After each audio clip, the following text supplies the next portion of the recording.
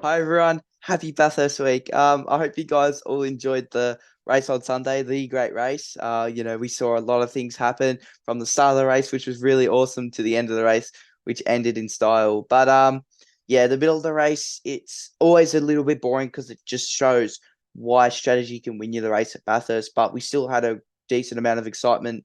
There was some unlucky heartbreaks for the likes of Craig Lowndes and Zane Goddard.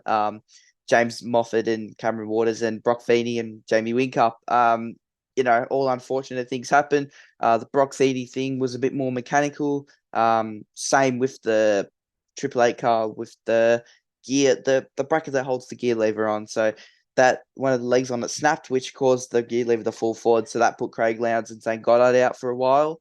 But they actually managed to get it back on track, which was pretty cool. And Moffat hit the wall. We're not sure if it was oil or not as a Ford fan. I hope so. But yeah, it's just one of them things that it's happened and they got to move on. Super unlucky for James and Cameron, but you'll see them move on for the next race. And the support categories, they also did really, really well. The Super 2 guys, Super 3 guys, and the Toyota 86s, sports sedans as well. And they just put on such a show. The Korea Cup guys too, and there was, I think, in at least every category, including Super Utes, I think I've at least interviewed one person from each. So it was great to see all them guys who I've interviewed previously go out there and give it the best shot. Seeing Luffy in the supercar again was pretty awesome, considering we spoke to him earlier this year. So it was a great weekend for everyone. Just the excitement and the enjoyment you get from Bathurst is awesome. But let's talk about today's guest. So today we're talking with Matt Hull from the Nugget Project YouTube channel. So that's going to be super awesome. Unfortunately, it's going to be a two-part thing because we had such a great interview that it actually went for about an hour or so, or maybe a little bit longer. So yeah, it will be over the next 2 weeks. We'll have part one this week and part two next week. And it was a really great chat. And if you guys haven't checked out Matt, his YouTube channel, it is just the Nugget Project on YouTube. And one thing he did was he bought an XL, turned it into a race car, and put it on the track because not many people have done that sort of stuff, and he didn't know what to do himself. So that's why he wanted to record it all, make it, make it into an awesome YouTube series and post it on the web. He's still racing the XL, but for the YouTube channel, he's moving on to a MR2. So it's pretty cool to watch. If you guys haven't seen it, I'd definitely give it a shot. I'll leave the link in the description. But yeah, enjoy this, guys. And well done to everyone on the weekend at Bathurst. Let's kick things off, Matt. How did you first get into racing and, working on cars as your YouTube channel shows? Was it a childhood passion or did you stumble into it later on in life? It's kind of weird actually because I wasn't into cars or bikes or anything at all as a kid. I just wasn't interested, which much to the dismay of my dad, because my dad worked for Honda UK. He was actually a racer from way back, so he was a sidecar champion in Europe, and he worked for Honda, and he's always going, oh, if you want a bike, I'd get you, because working with Honda, he could get me a bike for peanuts. Um, and I just never really showed any interest. I mean, my old man helped launch the NSX in Europe, Oh, wow. so we had that in our driveway, and I just kind of went, meh, and now it's one of my dream cars, and I'd do anything for one. But Yeah. and then we moved to Australia from England when I was about 9, and went to quite a country primary school, and met a bunch of kids, and they all had motorbikes on farms. And so I'm like, Dad, I want a motorbike. He's like, oh, you're kidding me. So yeah, basically he found an old XR80 on Trading Post back then. Oh, yeah. Rebuilt that for me, and we went out, and I kind of got hooked on engines then. And then when the time came for me to get involved with cars when I got a bit older, I helped Dad build an old school Mini. It was like a '76 Leyland, I think, off the top of my head. Had a broken crankshaft. Our friends gave it to us. I fixed that up, but then before I got my license, I went out and bought a 1986 Toyota Celica SX, which was such a ripper car, really good car. So Yeah. yeah, I bought that, and then it just escalated. I bought a GT4 Celica after that, the one with the pop-up headlights, the rally car. Then bought another one of those, and I had all sorts of stuff going on with that car. And Dad helped me, learn a lot. But we even back then the internet was quite good. They had forums and people would teach you how to do stuff. And yeah, I pulled that engine apart way too many times. Went through like 4 clutches on it, and yeah. So it just kind of escalated from there and snowballed. So, Yeah. and here we are today. That's pretty awesome, man. So did most of your cars you buy, were they project cars or? No, just daily drivers, just cars I was interested in. I've always been in Japanese cars, obviously, because of Dad. He always raced Japanese bikes, and he knew the cars, and he kind of, I guess, guided me towards Japanese built cars, and I do find them very intuitive to work on. They're very easy to work on. Yeah. Um, but yeah, I probably much like yourself, and probably a lot of people that listen to this podcast, we just can't leave things alone. Like, there's no such thing as just buying a car and you're happy with it. You've always got to tinker. And I mean, the GT4 was terrible. I even back then when I didn't have much knowledge, I put a brass button clutch in it, and I found a super turbo that some dude at high float in his shed, and we put that on it, and I did high compression rings and all this sort of stuff, and welded the diff bushes so the diff was solid in the chassis, and yeah, it's just it was a bit of a weapon, and I don't think that's really changed with any car I've owned now. Like, none of them are standard. My Liberty, my daily is somewhat standard now because I'm trying not to stuff with it because it works. So, but That's yeah, fair enough. yeah, Yeah, man. The amount of project cars I've got going on all the time is just it's pretty crazy. Like my first race car I bought was a Hyundai Getz. So I bought it for awesome. 300 I bought it for $300. Well, Dad paid for it and the guy Yep, delivered it to the house yep, for $300. So that's pretty good. that's Um cool. I sort of hotted it up, made it look like a rally car. It was more looking than actually performance. Like we put a custom exhaust on it, whatever, and Yeah, yeah, it sounded mean. Sold that off, cool. bought a Subaru, raced that. Yep, Because awesome. I was a junior, I could only run it rear wheel drive, so it was a bit of fun. Oh, really? Yeah, so Wow. Okay. that's how the rules work down here, in Bendigo. Yeah, yeah, yep, So that was different. yeah, yeah, And then yeah, I got rid of that. Now I've got a Focus, so yeah. that's going to be a Awesome. new experience. What Focus is it? I did see a couple of these XR4 or. It's not a good one. It's just a 2007 four door. Just Yeah, okay, so it's we like, found yeah, it yeah, okay. cheap. Yeah, Yeah, they're good chassis though. They work really well. yeah. They're cool. And then Awesome. obviously I got the Formula V. It's what I mainly Yep. run, State Series. Yep. And then hidden away, I've got an Alfa Romeo. So a 1986 Alfa Romeo 90. So there's like Big six Alpha makes some beautiful looking cars. yeah. There's only six registered in the UK, Wow. and they don't know Okay. they don't know in Australia, but yeah, That's pretty cool. Yeah. yeah. Don't know It how to is. do electricals. They don't know how to do wiring, but they make a beautiful looking car and nice engines. Yeah, it's got this sick 80s retro dash in it, and it doesn't work at all. Oh no. I'm sure with a bit of online help you'll be able to get that working. Yeah. Well, we bought it from the TAFE out at Wodonga. Hmm. And when we got it back, the TAFE students had left E85 in it, so it rotted out the fuel tank. Yeah, So I've wrecks everything. yeah. So I don't know how, but me and Dad managed to get it started when we first brought it, and Yep. then we had this issue that every time we started it, it would die straight away. Mm. And then yeah, we found out that the fuel tank was rusted because Just we thought it ran gross. off Yeah. 98. So yeah, not good. So I've pulled the No. fuel tank and I'm actually in the process of switching it to a fuel cell. Okay. Uh, Yep. yeah, and Nice. then Dad fixed a leak somewhere at the front of the engine. I can't remember. It was a while ago, but yeah, some sort of leak and he fixed it. So It'd be cool to see that thing up and running for sure. yeah. It'd be good. Nice. So but I've followed you on YouTube for quite a while, Cool. sort of since Cheers, the man. start of your XL build. Oh, thank you.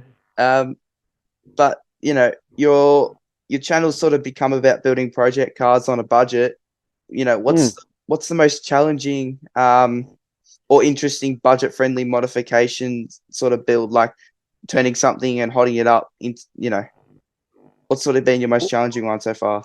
Well, I mean, the channel's only really been sort of the XL was the main Yeah. thing, and I've kind of dabbled. I've got a Sora as well, which I had in the channel for a little bit.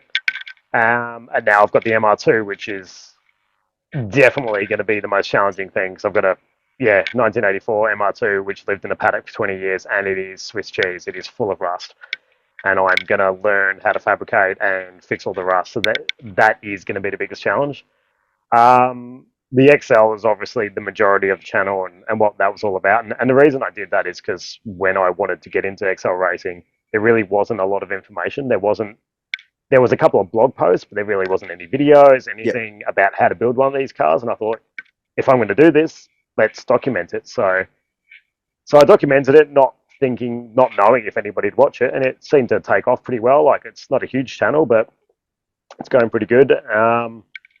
And I think, the challenge with that is I'm self-employed as a videographer and photographer, Yep. and it's just I not having a steady income.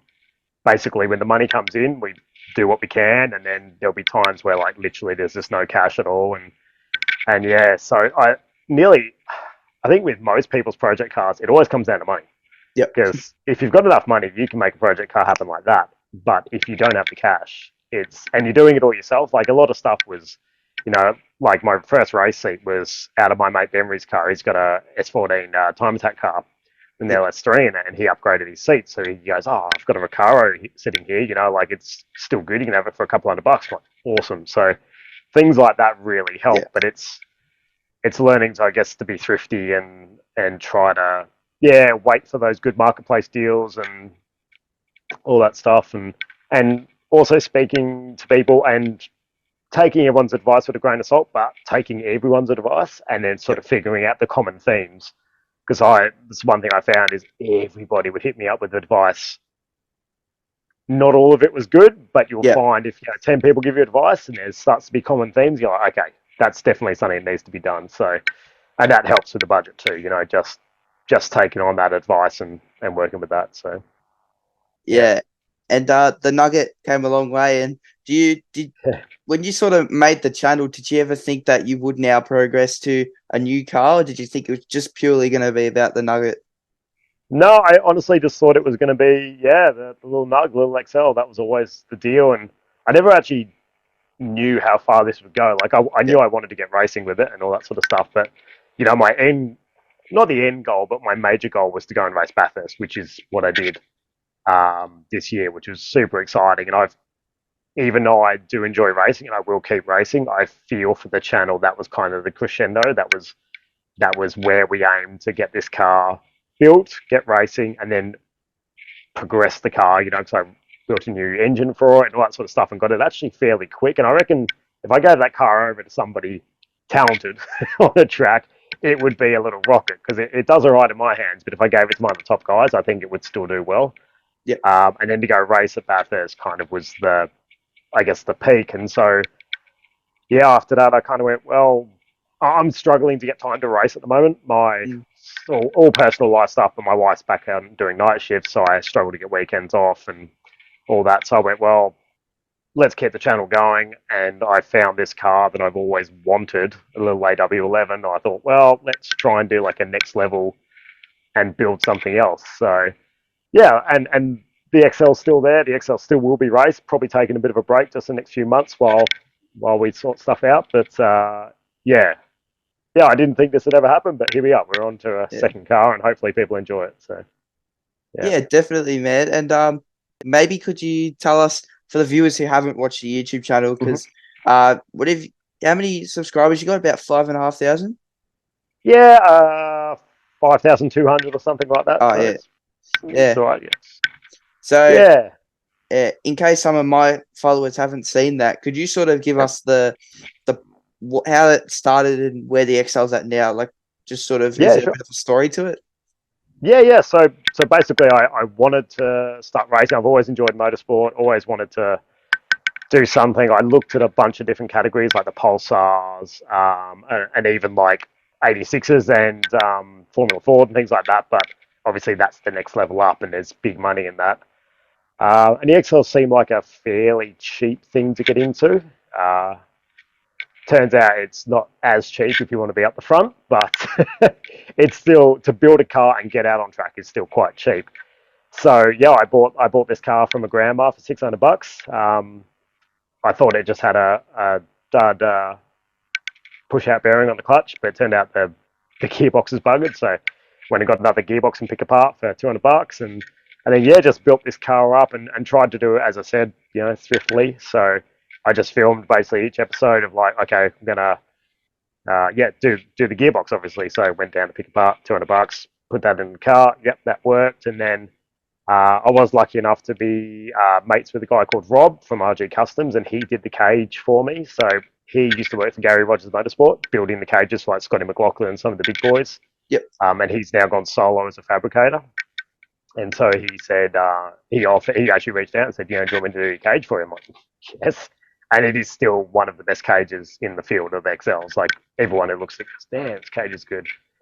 And yeah, just went from there. The engine I didn't actually do too much with, but I made an intake and exhaust, and I painted the car like I'd never painted a car before. So I bought like a party tent from China on eBay for $150, set that up in my dad's garage, and then sprayed the car myself this crazy blue. And so yeah, like each video basically just shows the car being built, and then yeah, documents. But I documented things like how to get a race license, Yep. and things like that, because a lot of people like. Once again, I googled YouTube like how do you get a race license? Nothing. Like there's no one's kind of shown you how to go through that process. So I thought, well, let's show people. Um, so I did that, and then started racing. Yeah, did my first race at Winton, which scared the hell out of me, and I think I came like second or third last, but didn't matter. Survived. Didn't punt it off track or punt anybody else off. And then yeah, slowly progressed, and I'm still like, I'm never going to be up the front because I just don't have the money or the time to be able to get out on track enough to be competitive. But I still get up in the mid pack. We'll have 35 cars on track, and I'll be finishing sort of 12th, 13th, 14th, which I'm happy with. That's still awesome. Yeah, look, it's all right. But I do find I'm not one of those people with natural talent, unfortunately. There's a few guys who can literally get out on track and they just smash it every time. I literally have to have track days and seat time to build myself up to get to that level. Yeah. So we documented all this, and then obviously the big thing, as I mentioned earlier, was Bathurst. So I got a golden ticket to go to Bathurst, and I rebuilt the car basically for that. So that was new exhaust, new shifter. I had to rebuild the engine because we've got a sealing process now. Yep.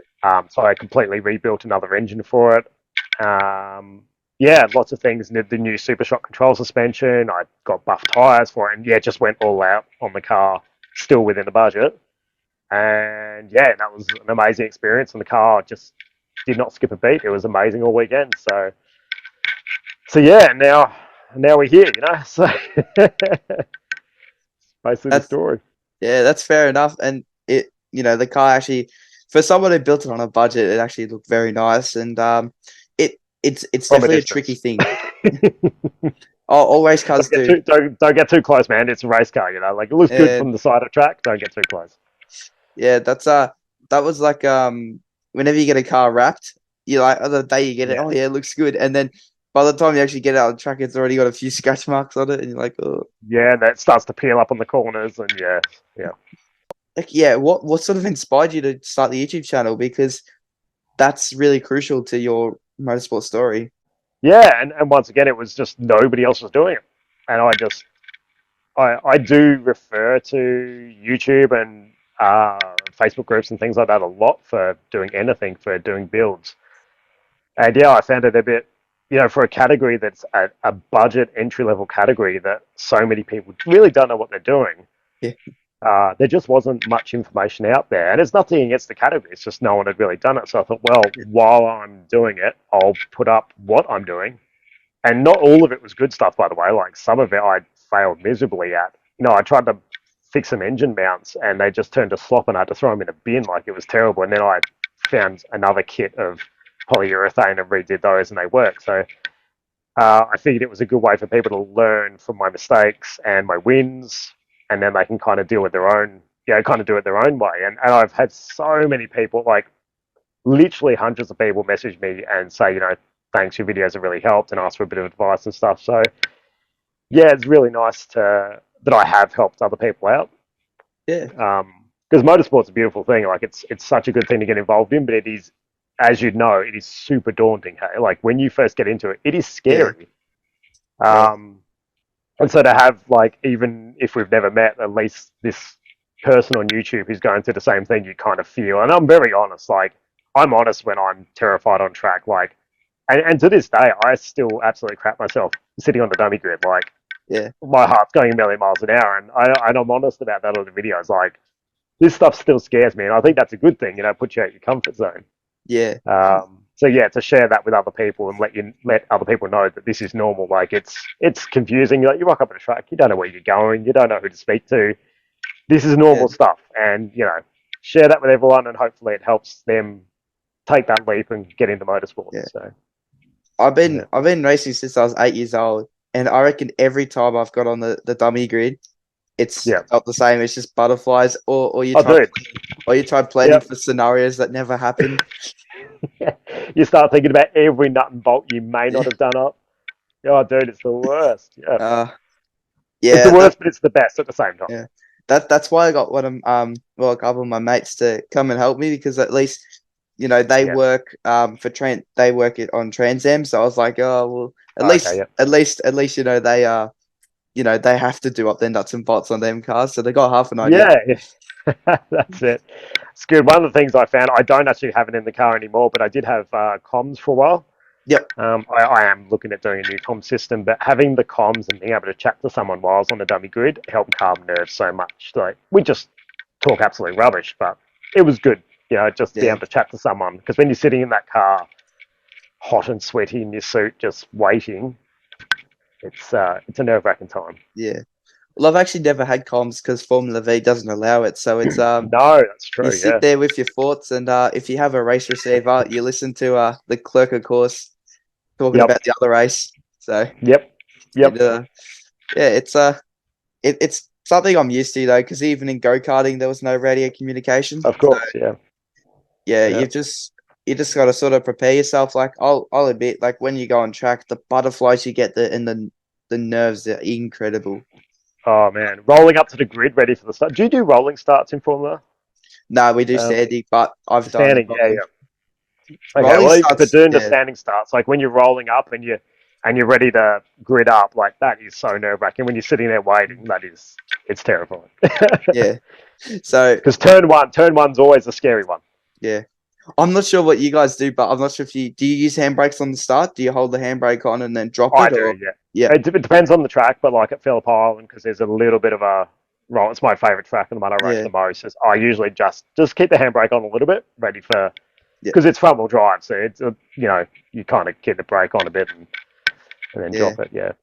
So because in my category Hmm. we've got it's a bit hard. So some people have electric line lockers that they can hold on the steering wheel and let Oh, go, cool. Yeah, yeah. but lots of other people also don't. So I have to sit there with the clutch in first gear. Then when the red lights come on, I've got to quickly adjust to the bite point and then go, Oh, so I wow. don't roll So backward or you're forward. sitting on the bite point the whole time, right? Yeah. Oh, Well, damn. I got to try and leave it as late as possible so I don't mess up the clutch. You know what I mean? Yeah, you But don't want to sit there cooking the clutch for sure. Yeah. yeah. Oh man, that's hard. That is Or hard. or I sit there with sort of my foot on the brake and on the like I try to do that. You're like heel But towing yeah, almost. Yeah. It doesn't really work yeah. well, though, does it? But I will admit I've been very lucky and I've only had to rely on the biting point once. Otherwise, I've been on Okay. flat surface. So Yeah, that's good. Yeah, yeah, that's really good. um, Oh, nice. yeah. When we did sprint karting and super karting, like the rolling starts, they're crazy. Yeah, I've only done it once, and it's a weird feeling. I don't know if Mm. Well, in go I think karts, I'd rather standing start personally, but yeah. yeah, in go karts because you got the plastic bumpers, so you'd always Mhm. feel someone pushing you, and then you'd be pushing Yeah. the one in front. Yeah. So, oh, Oh, yeah, it's crazy.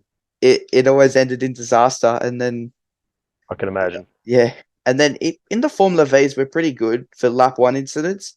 It's just sort Yep. of once everyone's settled in into the race, you get the two people who get a bit too racy, and then obviously Yeah, something yeah. happens. Get the But red mist going on, and yeah, mm, yeah. You got to be careful though in the Formula Bs because you just don't like you can't bump each other. If you do, no, it's all over. Like it's yeah, yeah. Whereas the XLs are very different. yeah. Well, We if we fold our wing mirrors in quite a lot. So Yeah, I'm surprised you guys don't purposely knock each other's mirrors in when you drive by. Dude, it's crazy. Like it's yeah, bump drafting. Well, they're banning it now, but bump drafting down the straight was a real thing. So you're actually getting someone pushing you down the straight. And the first time I got bump draft, I didn't know what was going on. Like, why is this guy hitting up the back of my car? And it's purely so he and I can go faster, but I didn't know that. Yeah. Yeah, pretty wild. Yeah. So obviously about not the last round that just happened at State Series, but the one before at Phillip Island when it was Mm-hmm. raining the whole time. Yes. So I have been running an older Formula V. It's like Mm-hmm. from 1992, so it's very outdated. And Yeah, yeah. in the Cool. dry, I was running right at the back, and then Yep. for race two, it was like pouring down rain, and it just Mm-hmm. got worse and worse. So, Yep.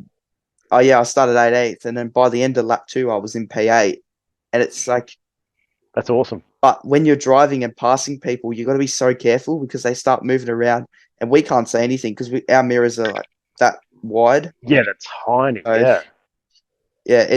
it's pretty crazy, and then the spray is also horrid. So Yeah, I can imagine. You get no mud guards, no nothing. Like mm. it's yeah, they're Yeah, wild cars. It's always been a car that I'd love to have a crack in because yeah, I've always thought everyone who gets in one says they're just unreal. Like yeah. all mechanical grip, all mechanical everything, just very cool. You should have a go, man. There are we Okay. I did some calculations with a mate who races XLs, and they weigh up Mm. the same. XLs is like 2 grand cheaper. Yeah, right. Yeah. So, but Okay. that's if you're not competitive in XLs or Yeah, Formula yeah. V. Yeah. It's the Or same with any category. yeah. The guys up the front are spending big bucks. Yeah. Well, yeah. The guys who pay for the fastest team in Formula V, Hmm. they're like spending 20 more grand than a privateer. Wow. That Yeah. doesn't surprise me. Yeah. And then Formula Ford, I know the top teams they can charge up to 200,000 a year for a Wow. seat. Yeah. So It's too rich for my blood. so as you progress up the categories, it does get a lot more expensive, but Yeah, there 100%. is you can still jump in a race car for a reasonable price. Yep. And that's the main Um, thing. Yep. like I know I'm a bit biased with it because I'm sponsored by Petters Bendigo, but Sure. Petters Sprints are actually so cheap, and you just go there, pay for your What's that? fuel. You get to run around for about you do 5 sessions, I think, at Winton, Hmm. and it's awesome. Yep. You get to do race That's against great. people, I guess. Yeah, Yeah, yeah. No, that's awesome. Like any sort of track day, I encourage people to go do track days for sure. Like mm, it's because you can take any car really, as long as it's yeah. roadworthy. You got a seatbelt, a helmet, and a fire extinguisher. You can go and have fun. And they are just so much like well worth doing. And I'll be taking another MR2 once that's finished, just to a track day, just because why not? Why wouldn't I? You should take it to the Petters one in November. Oh, I won't be done in November. This car's going to take like 2 years to build. That's fair But enough. yes, I will take it to a Petters one for sure. Yeah. Yeah, it's an awesome championship. But do you want to quickly tell us about the MR2? Yeah, yeah, sure. So this is the new car for the channel. And yes, probably one of the reasons I kept the channel going is because not so much like the content or anything like it's the people I've met doing all this.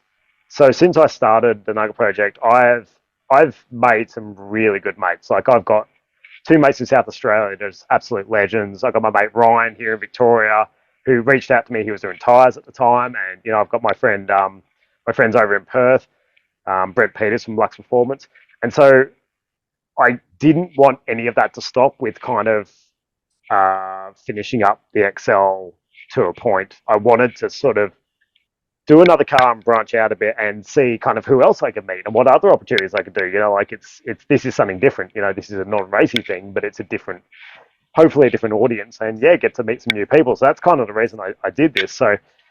Um, so this MR2, it's the first generation MR2 from Japan, 1984, and it was the first Japanese car to be mid-engined. So engine just behind the driver's seats, very cool, pop-up headlights, quintessential 80s. And this particular one was, we don't know why, but it was basically abandoned in a farmer's paddock in a field for 16 years. And Mm, then somebody bought it and they had it for a couple of years. And then another guy bought it. And I think everybody basically looked at the rust and went, no, don't want to do it. And then the last guy, Theo, who bought it, he had it for a while, and then he just went, I don't have the time or money to do this, and now I've got it. And yes, it is exceptionally rusty, which these cars are notorious for.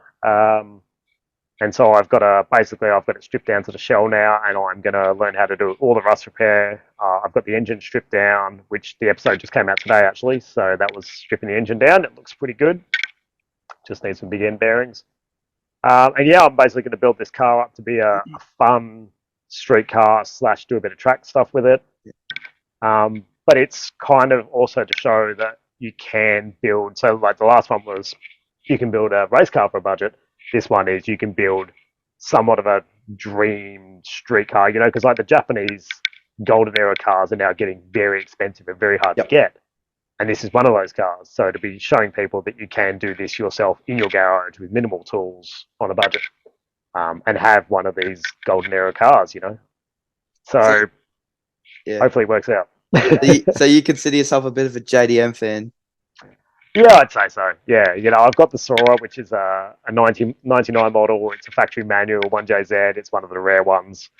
I love that car. That was my dad's and got passed down to me. And I've had GT4s and I've got the GT Liberty, and something kind of clicks with me with fun Japanese cars. So yeah, that's awesome, man. I'll be honest with you, I haven't watched any of the MR2 videos yet, but no, fair enough. There's only been a couple, so yeah, I'll catch up. I'll catch up with the series, but just good.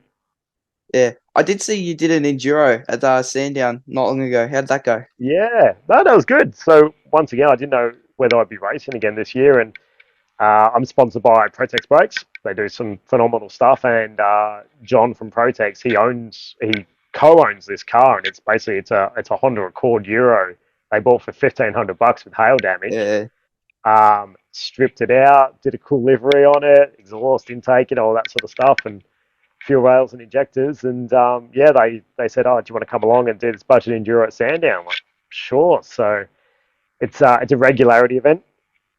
So you have to, for those of you watching who don't know what a regularity is, basically there's this regularity. We weren't allowed to go under a 135 around Sandown, which in an XL is a pretty good time, but turns out this Accord is bloody quick. So it was actually a struggle to keep it above a 135. And the way you win is basically if you've got to keep it above a 135 and the maximum amount of laps wins. So if we do, 70 odd laps and somebody else saying done 65, we win. But if you do drop below that time, they take that whole lap away from you.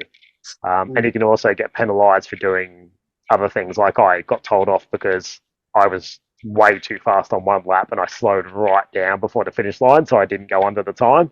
And we had race comms on and I got told off over race comms. So, but yeah, it was a really good event. So we were actually on track we were definitely going to win this thing. We were smashing it. Like I was second driver, we had third driver, fourth driver, went in, and basically oil pressure was going down. Like, what the hell's going on? Came in, and there is oil chucking out the bottom of the car. And this car's got a aftermarket oil cooler sandwich plate on the side, and the connector had basically burst open, but it's right next to the chassis rail, and the only way to fix it is to pretty much drop the engine out. So I have a lot of burn marks on my arm from being down next to the exhaust manifold trying to fix it because I really wanted to get the car back on track, but no, sadly that was the end of our day. So, and we even had the car in the pits for so long and we were still winning. Like, we were that far ahead. We were in there for like an extra 15 minutes still doing stuff and we were still winning. But no, it wasn't the case. So unfortunately we had to retire. But yeah, look, it was a really fun day, and it's a cool enduro. They do it at Sandown 4-5 times a year, and it's literally buy a budget car, get some mates together, go racing. Don't need a roll cage. The Nug's actually too expensive. So there's a bit of a price. They want to keep the price cap down. And I've spent too much on that car, and it's actually worth too much to do it in that. So I should do it in my Alpha then. I bought the car for $500. There you go. What have I done to it? Well, I'm probably going to spend another $400 doing the fuel lines and the fuel pump because it's Aeroflow, so it's going to cost a little bit. And then I should really do the seats and belts, and I should put a cage in it, but if I was wanted to run something, I don't have to put a cage in it. No, no, man. Well, our friends bought a little Renault from. We actually bought it from my workplace, but they paid about $1,000 for it, and went off and raced that and had the time of their lives, and they came Mm. second. So Yeah. Well, really good event. the Focus would also, I reckon, qualify for that because Dude, perfect. it was listed for 2 grand, Yep. and then they dropped it to 1,800, and then Dad got it for $800 So somehow. that Focus would genuinely be perfect for that event. Yeah. Yeah. It's sick. Um. Just go grab some mates together and go do it. You need a minimum of 2 or 3 drivers, I think. mm, Yeah. Go you do should it. do it. Great fun. Yeah. I'll come race with you. Yeah. Sick. Well, I've got to see if the thing will last because it overheated way too much after 5 laps at Winton. So Yeah. we'll Yeah. have to, 70 odd laps. Yeah. Because yeah, it's 5 hours, I think. So, I'll have to yeah. punch the headlight out and put a big intake. It's just a massive Commodore radiator or something. Yeah. Yeah. Nice. Yeah.